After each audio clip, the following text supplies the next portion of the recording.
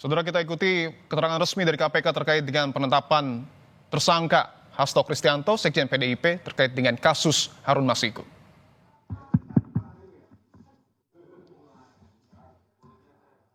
Sudah siap semua? Dari tadi. Dari pagi siapnya. Siap. Waduh, Mas Tessa ngerjain. Baik. Bismillahirrahmanirrahim. Assalamualaikum warahmatullahi wabarakatuh. Waalaikumsalam warahmatullahi wabarakatuh. Yang kami hormati Bapak Ketua Komisi Pemberantasan Korupsi Bapak Setio Bianto, Bapak Direktur Penyidikan Bapak Asep Guntur Rahayu, rekan-rekan jurnalis yang telah hadir di ruang konferensi pers Gedung Merah Putih Komisi Pemberantasan Korupsi. Pada sore hari ini KPK akan menyampaikan rilis pengembangan perkara tindak pidana korupsi memberi hadiah atau janji kepada pegawai negeri atau penyelenggara negara, yaitu Wahyu Setiawan selaku anggota KPU Republik Indonesia periode tahun 2017 sampai dengan tahun 2022 bersama-sama dengan Agustiani Tio F terkait penetapan anggota DPR RI terpilih 2019 sampai dengan 2024 yang dilakukan oleh tersangka Harun Masiku bersama-sama dengan Saiful Bahri. Untuk lebih lengkapnya dan detailnya akan disampaikan oleh Bapak Setio. Waktu dan tempat kami persilakan.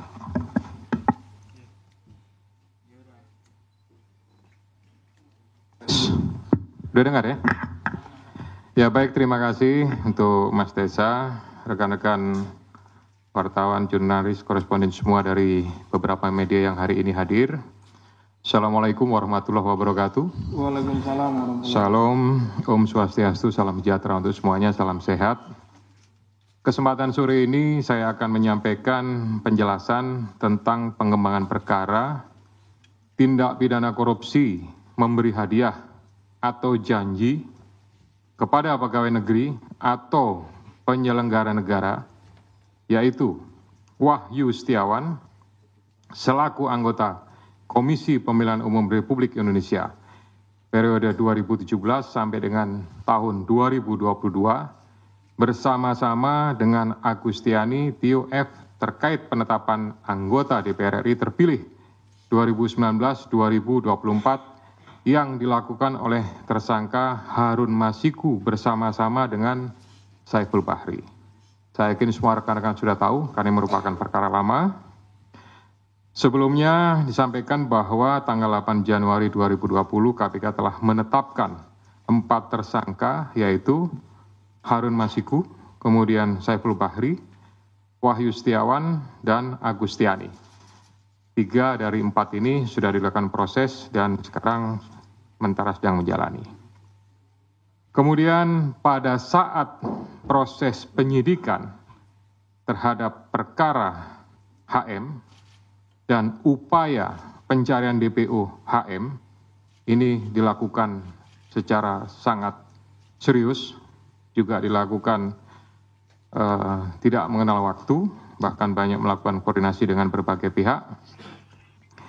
Penyidik menemukan adanya bukti keterlibatan saudara HK yang bersangkutan selaku Sekjen PDI Perjuangan dan saudara DTI selaku orang kepercayaan saudara HK dalam perkara dimaksud dengan poin-poin penjelasan sebagai berikut. Perbuatan saudara HK bersama-sama dengan saudara HM dan kawan-kawan dalam memberikan suap kepada Wahyu Setiawan dan Agustiani, yang pertama, HK menempatkan HM pada Dapil 1 Sumsel, padahal HM berasal dari Sulawesi Selatan, tepatnya dari Toraja. Kemudian yang kedua, bahwa dalam proses pemilihan legislatif tahun 2019, ternyata HM hanya mendapatkan suara sebanyak 5.878, sedangkan caleg atas nama Rizky Aprilia mendapatkan suara sebanyak 44.402. Kemudian seharusnya memperoleh suara dari saudara Nasaruddin Kemas, ini almarhum pada saat itu meninggal. Ini adalah saudari Rizky Aprilia, ya, karena aturan seperti itu saat itu. Namun ada upaya-upaya dari saudara HK untuk berusaha memenangkan HM melalui beberapa upaya-upaya. Antara lain, saudara HK mengajukan judicial review kepada Mahkamah Agung, kemudian menandatangani surat yang bernomor 2576 tertanggal 5 Agustus 2019 perihal permohonan pelaksanaan putusan judicial review.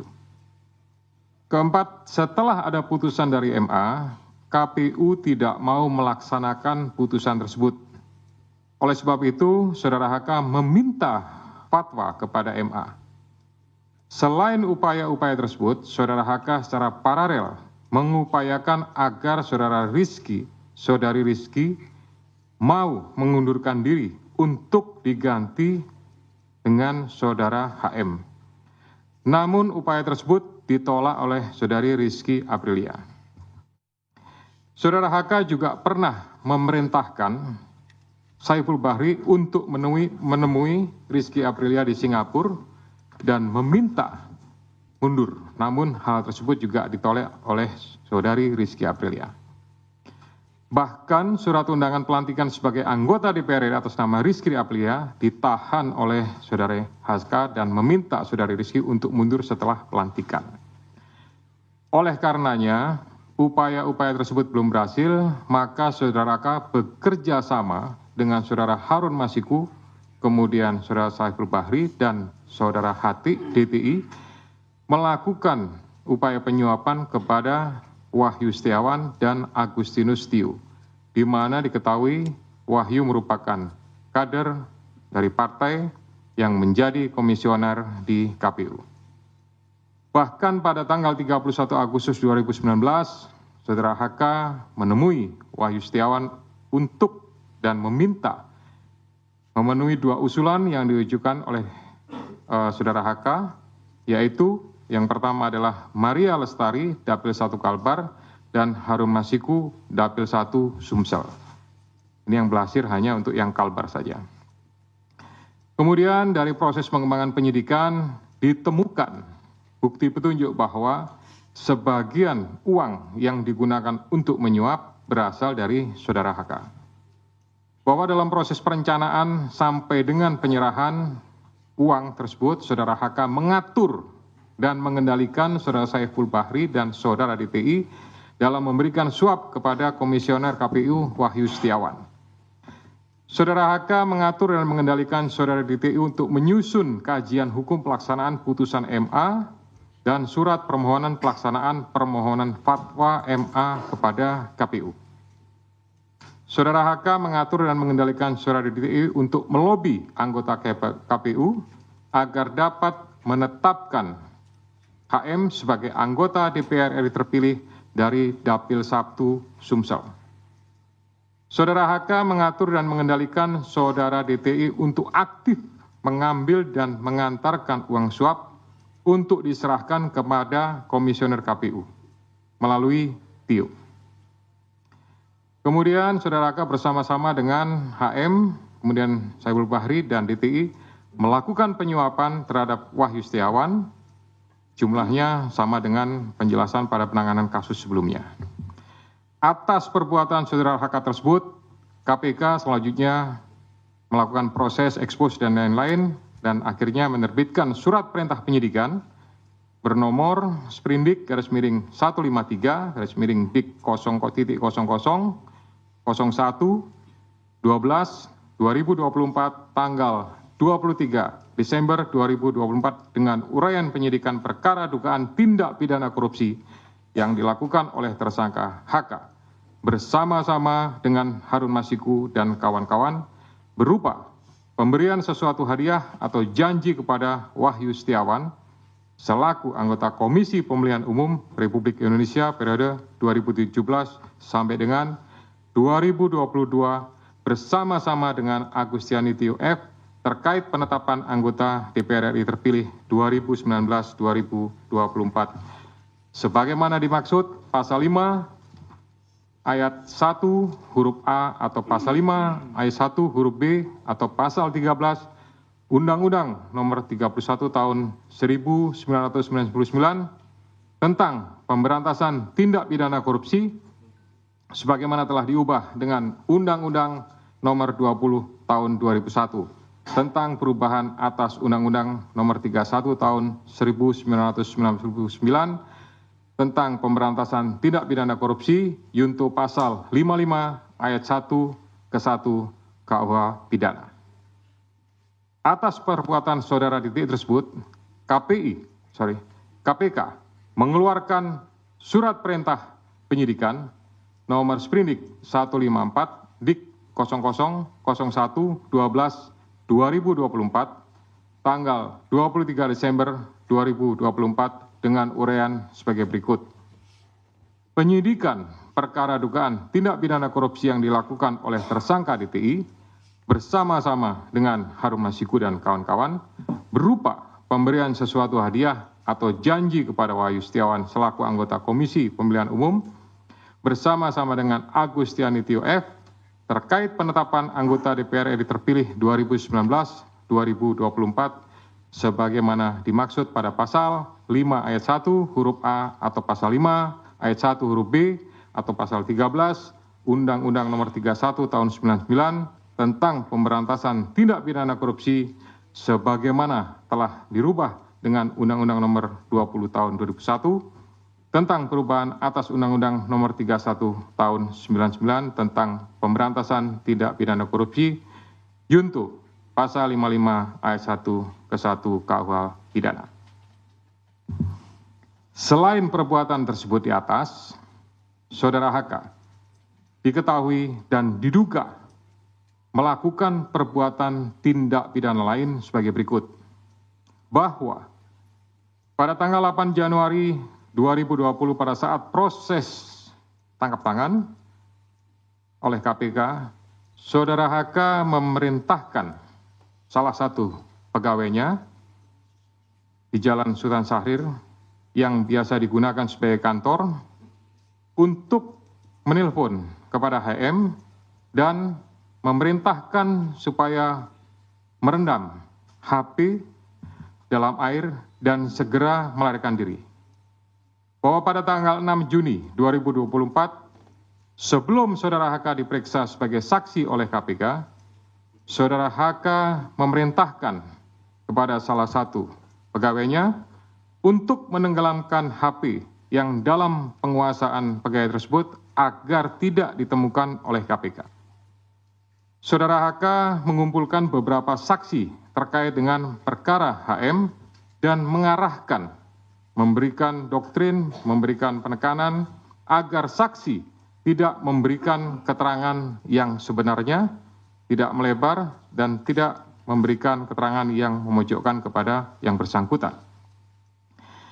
Atas perbuatan saudara HK tersebut, KPK mengeluarkan surat perintah penyidikan nomor sprindik 152 dik 0001/12/2024 tanggal 23 Desember 2024 dengan uraian penyidikan perkara dugaan tindak pidana korupsi yang dilakukan oleh tersangka HK dan kawan-kawan, yaitu dengan sengaja mencegah, merintangi, atau menggagalkan secara langsung atau tidak langsung penyidikan perkara dugaan tindak pidana korupsi terkait penetapan anggota DPR RI terpilih 2019-2024 yang dilakukan oleh tersangka HM bersama-sama dengan Saiful Bahri berupa pemberian sesuatu hadiah atau janji kepada pegawai negeri atau penyelenggara negara, yaitu Wahyu Setiawan selaku anggota Komisi Pemilihan Umum Republik Indonesia periode 2017-2022 bersama-sama dengan Agustiani Tio F sebagaimana dimaksud dalam pasal 21 Undang-Undang Nomor 31 Tahun 99 tentang pemberantasan tindak pidana korupsi sebagaimana telah diubah dengan Undang-Undang Nomor 20 Tahun 2001 tentang perubahan atas Undang-Undang Nomor 31 Tahun 1999 tentang pemberantasan tindak pidana korupsi junto pasal 55 ayat 1 ke 1 KUH pidana. Demikian rekan-rekan media semua yang dapat kami jelaskan pada sore hari ini. Saya didampingi dengan Direktur Penyidikan, Pak Asep. Ya, selanjutnya saya kembalikan kepada Pak Jubir, Pak Tesa untuk pengaturan diskusi pada pelaksanaan konferensi pers sore ini. Terima kasih. Assalamualaikum warahmatullahi wabarakatuh. Waalaikumsalam warahmatullahi wabarakatuh. Baik, terima kasih banyak untuk Pak Ketua. Selanjutnya kita persilahkan sesi pertama terlebih dahulu 3 penanya untuk perkara yang baru saja dipaparkan. Ya, nggak keluar dari perkara yang baru saja dipaparkan. Silakan, Mas Chandra dulu. Ya, saya Chandra dari medcom.id, Media Indonesia dan metrotvnews.com. Mau nanya, kenapa baru sekarang Hasto ditetapkan sebagai tersangka? Padahal kalau dari penjelasan Pak Setio tadi jelas banget keterlibatan dia sudah diketahui dari pas OTT. Kenapa baru setelah 5 tahun dia ditetapkan sebagai tersangka? Terus sebelumnya Pak, kalau menurut kami ini adalah intimidasi dari Ketua Umum PDIP Megawati Soekarno Putri yang bilang kalau Hasto ditahan atau ditangkap oleh KPK dia akan datang ke sini. Bagaimana KPK menanggapi itu dan apakah KPK melihat itu bagian dari intimidasi dari Ketua Umum PDIP itu tersebut? Terus yang ketiga, kalau dari penjelasan Pak Setio tadi berarti sudah sangat rinci keterlibatan Hasto. Nah, seharusnya kasus ini udah lama, kapan Hasto bakal ditahan? Karena terlihat sangat rinci gitu perkara ini. Oke, belakangnya. Terima kasih, selamat sore Pak. Saya Yeyen dari forumkeadilan.com. Paling menambahkan pertanyaan dari Bang Chandra tadi, soal penetapan Hasto sebagai tersangka ini, apa ada kaitannya dengan politisasi gitu Pak? Karena jubir PDIP itu pernah mengeluarkan statement yang katanya berkaitan dengan Kongres PDIP tahun 2025. Ada pihak-pihak yang berusaha mengganggu jalannya Kongres tersebut.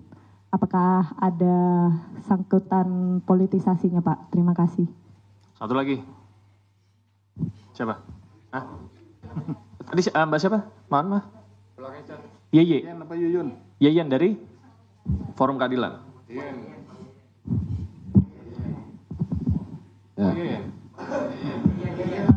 Oke, lanjut. Selamat sore Pak Setio, Pak Asep, Mas Tesa. Perkenalkan saya Rian Pak, CNN Indonesia. Mau bertanya soal pertama, uang suap tadi kan disampaikan sebagian itu totalnya berapa dari Pak HK itu. Yang kedua, ini kan dalam jangka waktu yang lama dan ada drama-dramatisasi lah pelarian Harun yang balik ke Indonesia, Singapura. Apakah akan menjerat juga dari pihak kementerian lah Pak? Karena waktu itu kan kader PDIP juga dalam OJ, Obstruction of Justice.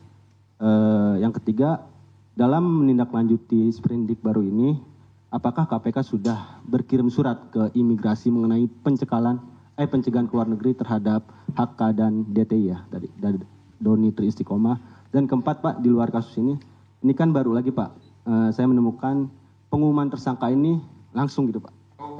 Pas dia mungkin mengalami ya. Apakah ada perubahan metode lagi Pak? Terima kasih. Oke, kita tutup dulu ya. Silakan. Ya baik, pertama kenapa baru sekarang?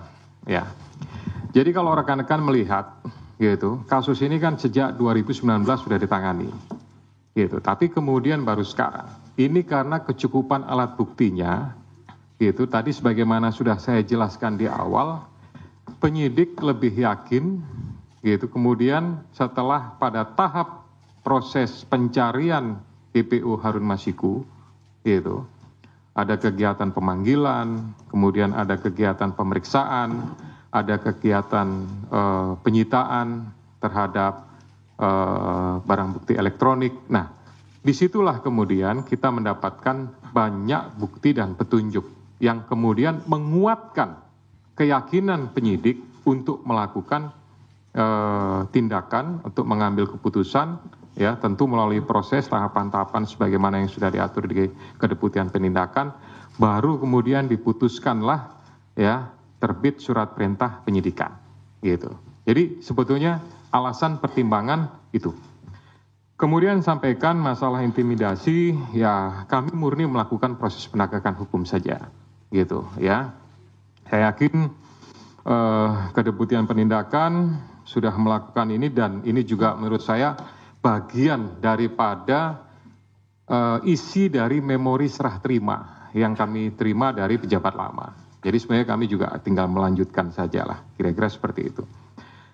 Terakhir tadi Mas Janet sampaikan penjelasan sudah sangat rinci, kemudian kapan ditahan, tentu itu nanti Pak Asep yang akan menentukan.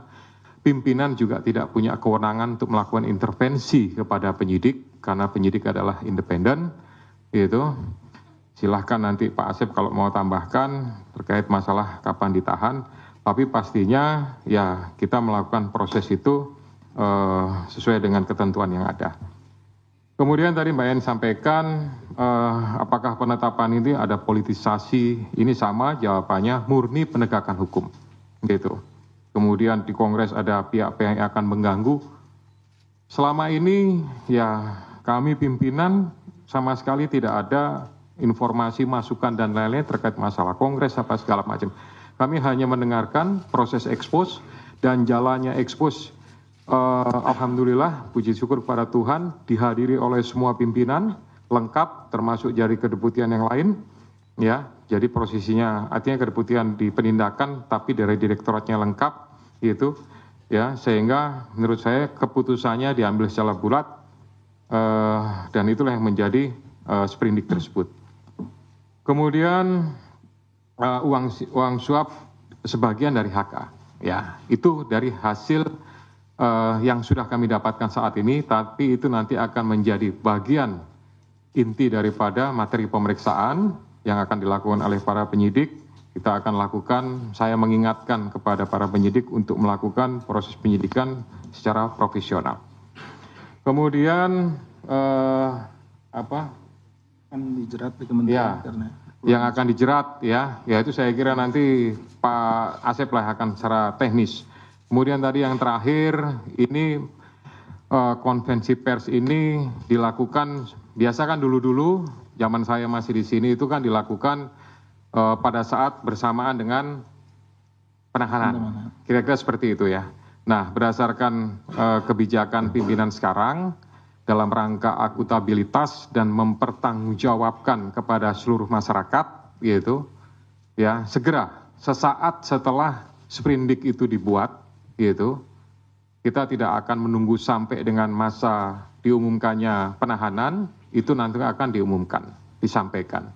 Supaya juga para pihak yang terlibat sudah tahu statusnya seperti apa, karena ini sebagai bagian daripada pertanggungjawaban penyidik, pertanggungjawaban secara institusi kelembagaan KPK untuk bisa menyampaikan kepada masyarakat tentang kegiatan yang sudah dilakukan. Kami tidak ingin ini menjadi sesuatu yang ya istilahnya ada informasi yang, mohon maaf kalau saya menyampaikan istilahnya agak liar gitu ya, ini bertanya apa segala macam, lebih baik nanti sesaat setelah, nah sesaat setelah itu kan bisa 1 hari, 2 hari atau mungkin 1 minggu, itu nanti tentu dari Kedeputian Penindakan yang akan menyarankan kepada juru bicara untuk pengaturan kapan dilaksanakannya. Tapi prinsipnya itu bagian daripada akuntabilitas KPK kepada masyarakat.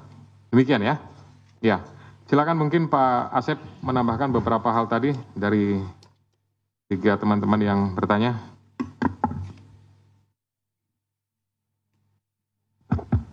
Terima kasih Bapak Ketua.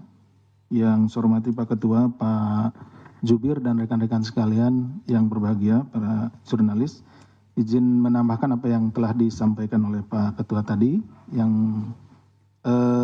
terkait dengan kapan saudara HK akan ditahan.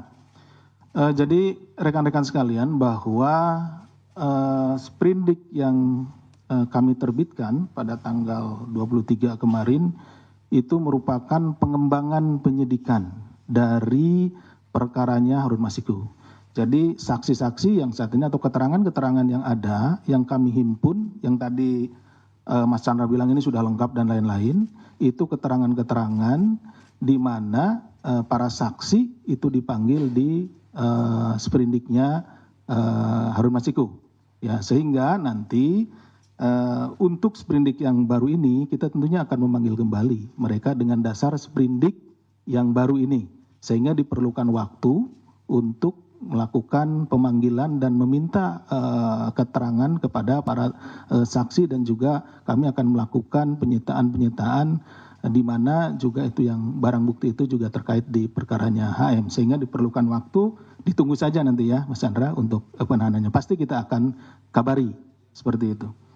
Kemudian terkait juga dengan masalah tadi apakah dari kementerian dan lain-lain akan dilakukan. Pokoknya seperti yang biasa kita lakukan di dalam penyidikan, kalau ditemukan tindak pidana baru yang dilakukan oleh siapapun itu, ya maka orang itu harus mempertanggungjawabkannya. Tentunya kita akan melalui proses yang ada di sini, mulai dari jenjang direktorat, dilakukan ekspos, kemudian ke kedeputian dan juga ke pimpinan, seperti halnya untuk penetapan tersangka saudara HK pada hari ini. Jadi melalui jenjang yang ada, artinya ketika ditemukan, jadi tidak hanya di kementerian, dimanapun jika diketemukan tindak pidana korupsi atau yang berkaitan dengan tindak pidana ini akan kita proses.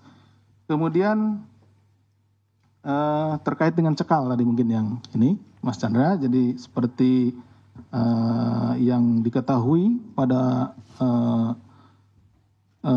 SOP yang kita miliki atau POB yang kita miliki, ketika ini naik juga diikuti dengan pencekalan, ya, pencekalan terhadap yang bersangkutan, kemudian juga terhadap orang-orang yang memang berkaitan dan kita duga bahwa dia memiliki informasi dan akan menyulitkan apabila dia berada atau keluar negeri, seperti itu. Jadi pencekalan serta-merta kita lakukan. Pencekalan itu seperti biasanya 6 bulan, ya, nanti kan bisa diperpanjang seperti itu. Tidak hanya orang tertentu ya, memang itu semuanya seperti itu gitu, Mas Chandra. Mungkin itu yang bisa kami sampaikan, menambahkan dari Pak Ketua. Terima kasih. Assalamualaikum warahmatullahi wabarakatuh. Baik, stop. Ada aturan mainnya. Sesi kedua.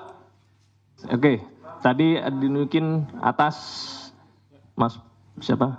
Bayu ya? Bayu. Ya. Biar temannya dapat bagian. Ya.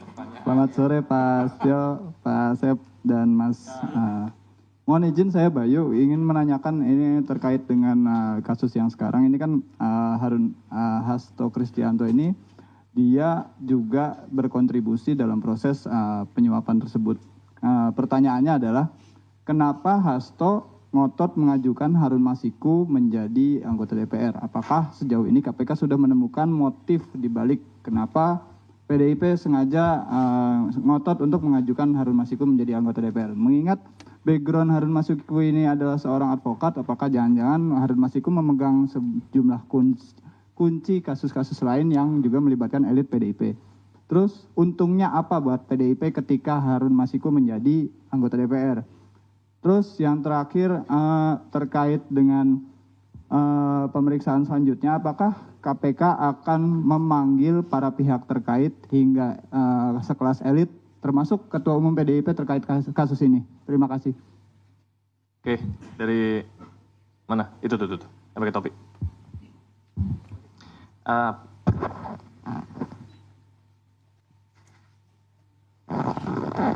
Izin Pak Ketua, Mas Tesa. Tadi kan kalau nggak salah sempat disebutkan. Siapa dari mana? Oh iya, Fadil dari Detikom. Tadi kalau nggak salah sempat disebutkan bahwa HK ini sempat mengetahui soal OTT. Apakah si HK ini, apakah OTT ini sempat bocor sampai kemudian si HK ini mengetahui adanya OTT tersebut.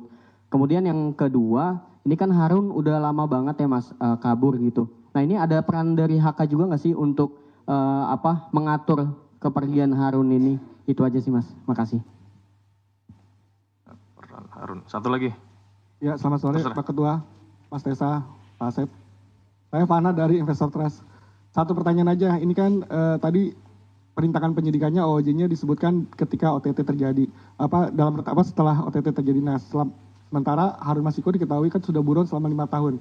Apakah juga Hasto ikut terlibat dalam menghilangnya Harun Masiku selama ini gitu? Terima kasih. Sama ya sama yang ini ya, bersama. Oke, 3 dulu ya, silakan. Ya baik, Mas Bayu terima kasih pertanyaannya luar biasa.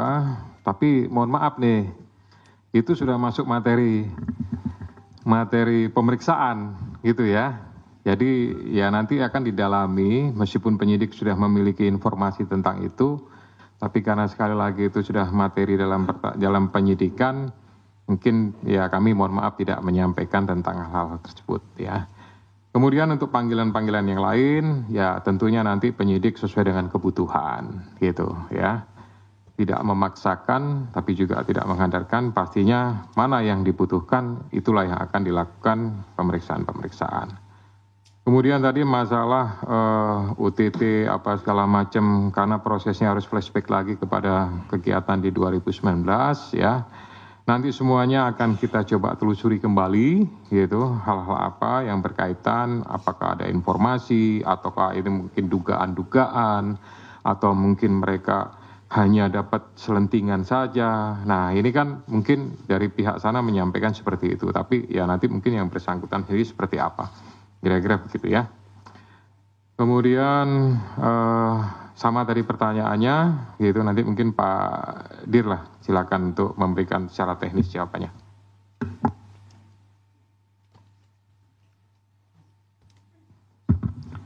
Terima kasih Pak Ketua. Mohon izin menambahkan Bapak. Terkait tadi mungkin yang juga pemanggilan nanti rekan-rekan bisa monitor karena setiap hari biasa kita umumkan siapa yang akan dipanggil. Nah, rekan-rekan bisa monitor di situ ya. Kemudian juga terkait dengan masalah kebocoran OTT dan juga keterlibatan saudara HK dengan kaburnya saudara HM dan lain-lain, itu sedang kita dalami tentunya ya, rekan-rekan. Jadi nanti tadi makanya ada pasal kan ada 2. Kalau rekan-rekan menyimak itu ada 2 sprindik ya untuk saudara HK. Salah satunya adalah pasal 21-nya, nanti bisa dilihat karena ini kan juga rekan-rekan dapat nanti. Nah di situ ada pasal 21-nya. Nah tentunya di sini yang akan menjadi materi di situ ya. Tadi terkait dengan yang rekan-rekan apakah ini udah lama, apakah ada keterlibatan dan lain-lainnya, kita akan mendalami di situ ya. Itu mungkin yang bisa kami tambahkan. Terima kasih. Baik, ada lagi? Belakang.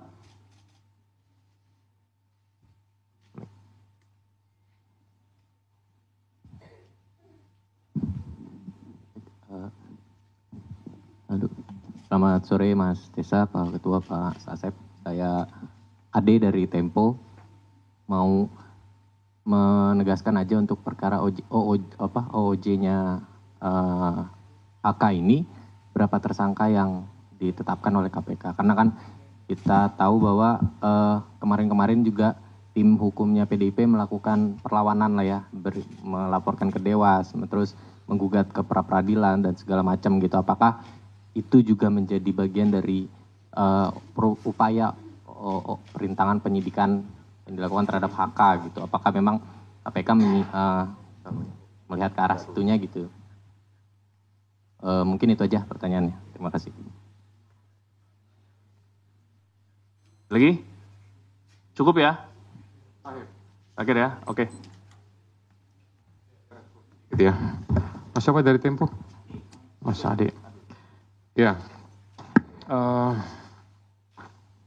Jadi prinsipnya kami berharap bahwa para pihak yang terlibat secara langsung maupun tidak langsung bisa bekerja sama. Kemudian yang lebih penting adalah patuh hukum, ya, tidak memberikan opini-opini yang bersifat kontraproduktif, gitu ya, tidak memberikan sebuah hal-hal yang ya penilaian-penilaian yang tidak berhubungan dengan pokok perkara. Ya, para pihak tentunya memiliki hak ya sesuai dengan pasal-pasal yang diatur dalam KUHP. Kalau memang itu silahkan digunakan, tapi prinsipnya segala sesuatunya kami melaksanakan proses penegakan hukum ya secara murni, secara profesional. Kira-kira seperti itu ya. Ya Pak Asep mau tambahan? Silakan. Mohon izin menambahkan Pak Ketua, Mas Ade, jadi di pasal obstruction of justice, OJ yang dimaksudkan, Ya, itu beberapa tersangka tadi. siap disampaikan. Jadi pertama tentu kita akan fokus dulu kepada apa yang perbuatan-perbuatannya yang ada dulu. Nanti perkembangannya pasti akan kita sampaikan ya Mas Ade. Jadi seperti apa? Nah yang sekarang sedang kita susun memang betul-betul karena ini tidak boleh juga kita sembarangan, kita harus benar-benar profesional dalam melakukan ini. Jadi setiap perbuatannya akan kita uji apakah itu memang berkaitan langsung dengan terhalangnya proses penyidikan yang kita lakukan terhadap saudara HM gitu ya. Jadi nanti ditunggu saja ya. Oke, Mas Ade. Baik, rekan-rekan sekalian, terima kasih banyak atas kehadirannya rilis perdana oleh Bapak Ketua kita yang baru, pimpinan kita yang baru. Ke depan tentunya kita akan sampaikan rilis-rilis lagi, baik itu penetapan tersangka maupun hal-hal lain ya, termasuk pencekalan. Untuk itu sesi ini kami tutup. Wabillahi taufiq wal hidayah. Wassalamualaikum warahmatullahi wabarakatuh.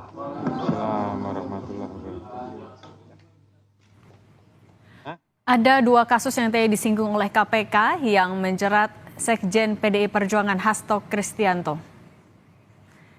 Yang pertama adalah soal dugaan kasus suap yang melibatkan tersangka Harun Masiku yang saat ini statusnya masih DPO. Yang kedua adalah perintangan penyidikan. Tadi sempat disebutkan alasan kenapa baru sekarang penetapan Hasto Kristianto sebagai tersangka. Menurut KPK, ini mengikuti kecukupan alat bukti yang dikumpulkan KPK selama pencarian Harun Masiku. Mulai dari penyitaan barang bukti hingga pemanggilan saksi, itu yang menjadi bekal yang menguatkan KPK dalam penetapan tersangka yang baru dilakukan pada Desember 2024. Dan informasi soal penetapan Sekjen PDIP Hasto Kristianto sebagai tersangka akan kami lanjutkan usai jeda berikut ini.